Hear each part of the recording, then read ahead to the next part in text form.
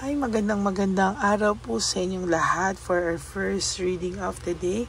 Tingnan naman po natin kung ano po ang makikita natin sa first reading of the day ngayong Saturday. No? Tingnan po natin mabuti. At, ayan.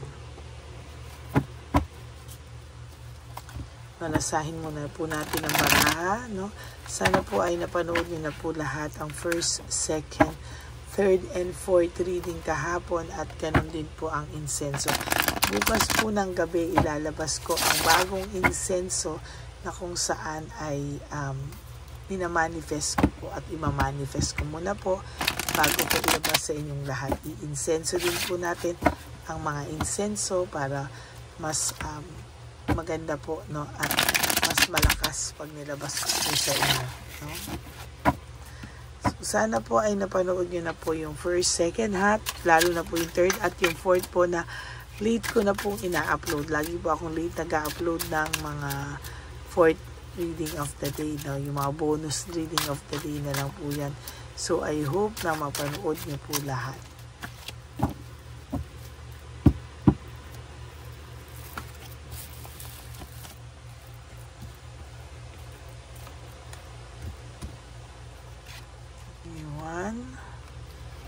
Two, three, 4, 5, 6, 7, 8, 9, 10, 11, 12, 13, 14, 15, 16, 17, 18, 19, and 20. Itabi muna po natin itong ating mga baraha na hindi po natin napili.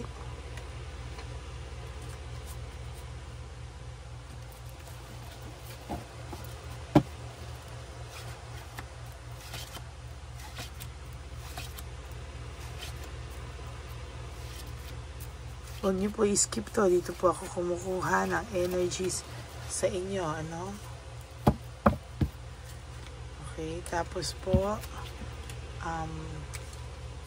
buksan muna po natin ang ating mga kandila.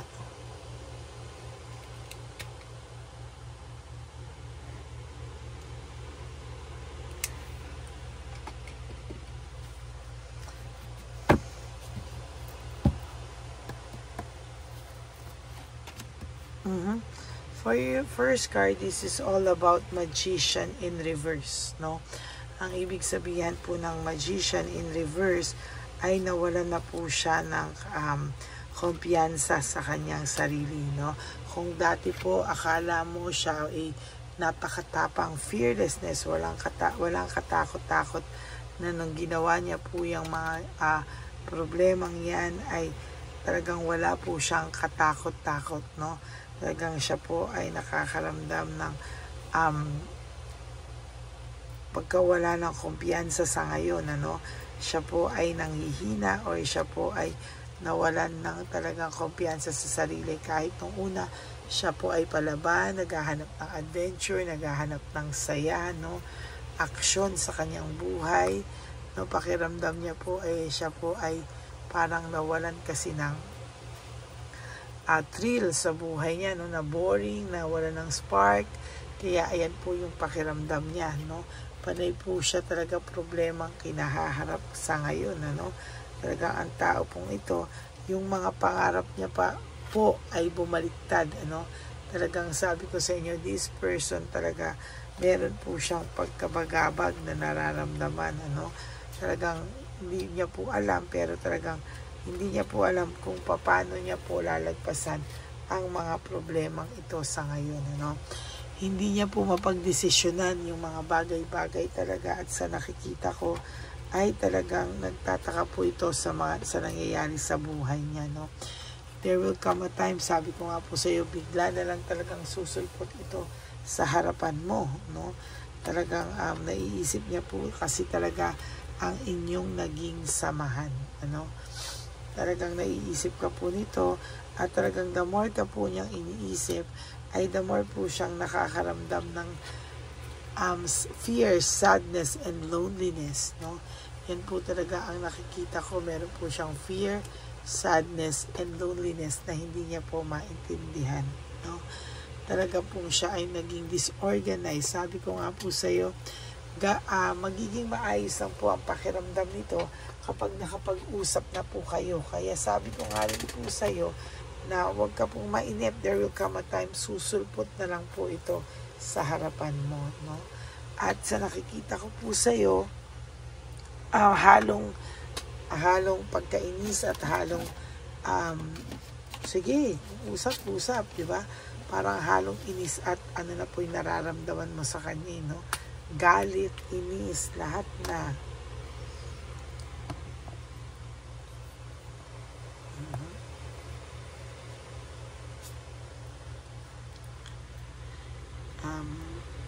Ang sinabi ko, magiging maayos lang.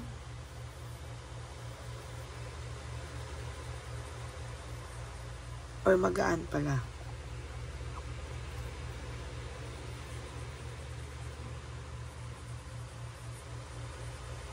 Ang pakiramdam niya,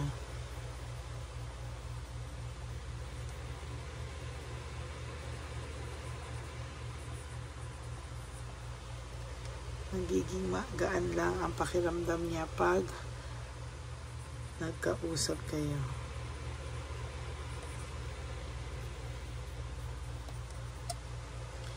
Bigla na lang po talagang susulpot ito.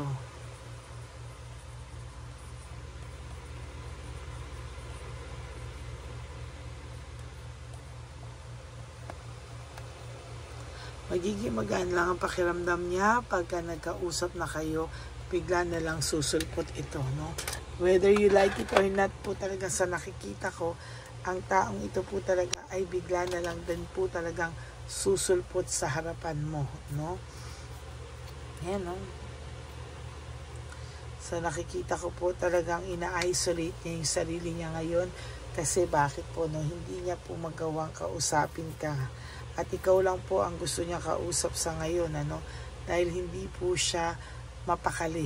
Abolido po siya. The world in reverse ay para naging stagnant. Hindi po siya matapos, no, sa ganitong sitwasyon niya o ganitong pakiramdam niya, na stagnant po siya talaga sa ganyang pakiramdam niya, and very, very ano po siya talaga. Sabi ko nga po sa inyo kagabi, no, talagang itong taong to ay talagang nag-iisip lang po ito talaga, no, nag-iisip lang po talaga ng nahihirapan po ito, no, talagang nag-iisip po ito sa iyo. Sabi ko nga po tuwing gabi nag-iisip sa iyo to, no, kaya nga minsan hindi ka po nakakatulog. Pero itong tao din po ito, pumapayat din po ito at nagiging matanda, haggard looking din po talaga siya. Sa nakikita ko, naiisip niya po yung samahan nyo, kaya hindi po siya mapalagay. Mataas lang po talagang pride niya, at kahit ano pong gawin niya, pag hindi pa rin po siya sa iyo humingi ng patawad, ay patuloy po siyang makakaramdam ng self-pity, no? Ayan, no, napakagulo po ng buhay niya. Wala po siyang motivation, ano? Wala po siyang kagana-gana sa buhay niya.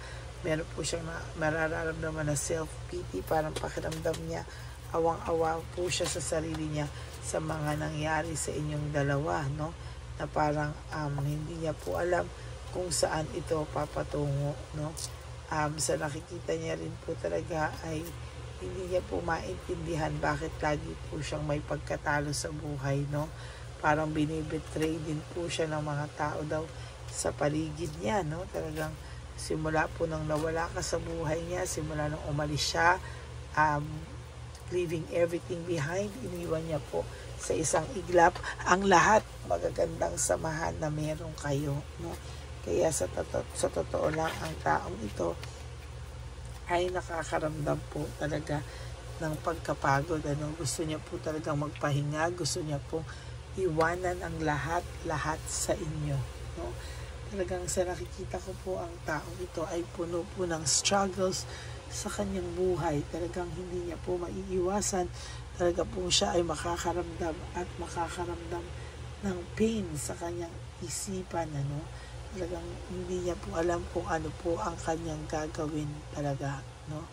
Medyo mahirap po talaga para sa kanya yung pinagdadaanan niya po sa ngayon, ano. At technically, hindi niya po alam paano niya po ito lalagpasan, paano niya po ito maaayos, no.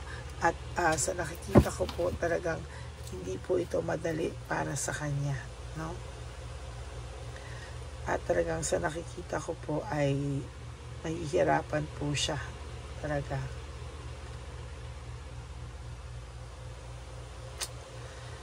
Yung emotions niya po ngayon, ayan o, yung emotions niya po ngayon technically ay ayan o, parang pakiramdam niya po puro siya problema, no. Puro siya problema, puro siya karma, kinakarma daw ba siya. Lahat po ay nagiging praning po ito dahil lahat po ng karma niya, pakiramdam niya po ay dahil po sa nangyari sa inyo. Yun po yung nagbibigay sa kanya na mabigat na pakiramdam, mabigat na aura. Kaya nga po dapat ma-release niya yan through talking to you, no? Kasi po pakiramdam niya po, sinira niya po yung inyong pamilya, at sa nakikita ko po talaga ay mahihirapan po siya sa mga susunod na panahon sa kanyang buhay.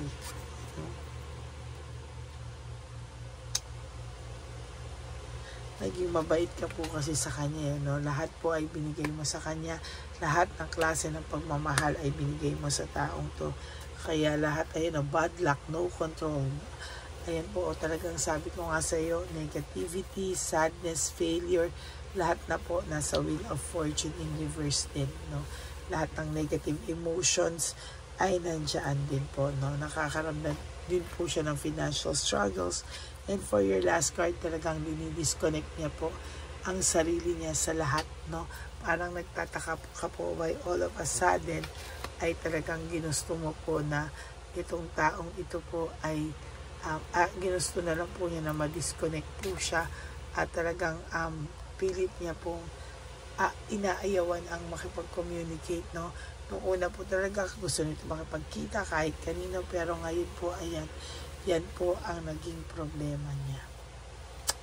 Ang bigat-bigat po ng pakiramdam niya, at sabi ko po sa iyo,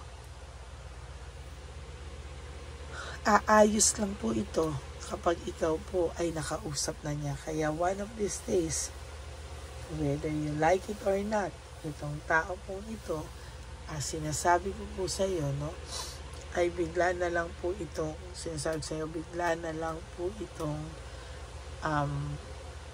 susulpot sa harapan mo, no? Yan po yan, susulpot at susulpot na lang po yan sa harapan mo. Okay? Yan po ang ating first reading of the day. I hope na naka-resonate po kayo. And if you do, can you please give me a like and comment down below para alam ko naman po kung ano ang inyong mga nasa pakiramdam. And also, gusto ko din po magpasalamat sa lahat for not skipping ads. Alam ko po natulong nyo na po yan sa ating channel. Lalo na po tayo po ay nalalapit na po ang ating One Love a Day para sa ating mga street elderly, no? Sa ating mga matatanda sa kalye na pinabayaan na po ng kanilang mga pamilya. Okay? And for those of you who would like to have a private reading with me, you can message me po at Ladyly Elena. That's Ladyly Elena.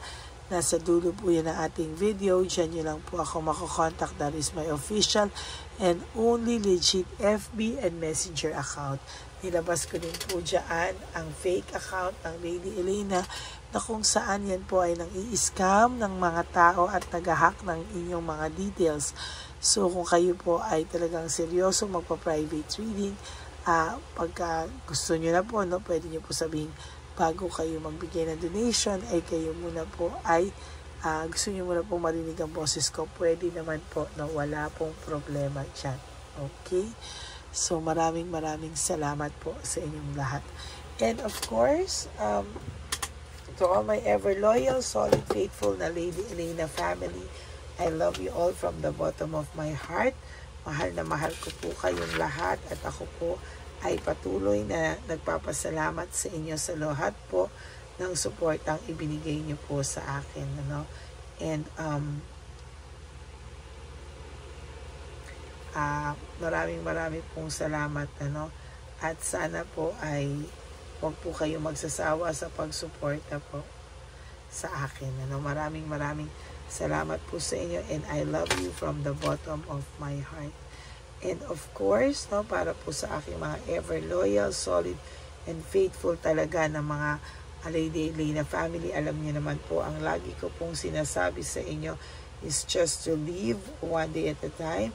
You do 3 things that will make you happy for today. Prioritize yourself, make yourself happy, forgive yourself, no. Alam niyo po ba na sa pagbibigay niyo po ng pagmamahal sa inyong mga sarili, ay talaga pong sinasabi ko po sa inyo na ang pagmamahal niyo po sa sarili niyo ay talagang kailangan po, dahil self-love is still the best love of all. And you have to realize that life is so short. Don't make it shorter by stressing yourself from all the heartaches and pains na binigay sa inyo na kahapon. Just surrender everything to the divine universe and just let go and let God write your own love story. Ako po ay magbabalik para sa ating second reading of the day today. Sana po ay mapanood nyo muna po ang ating first, second, third, and fourth kahapon bago po kayo tumalon dito sa ating first reading of the day, no? Kasi po minsan nakakaligtaan nyo po, no, or nai-skip nyo po na panoorin muna yung ating mga readings, no, bago po kayo tumalon sana sa susunod na readings para mas maganda po yung sunod-sunod po, no. Okay, yun lang po. Maraming salamat po sa inyong lahat, and I will all see you again on my next reading for our second reading of the day. Thank you very much po, and may God bless you all. Bye!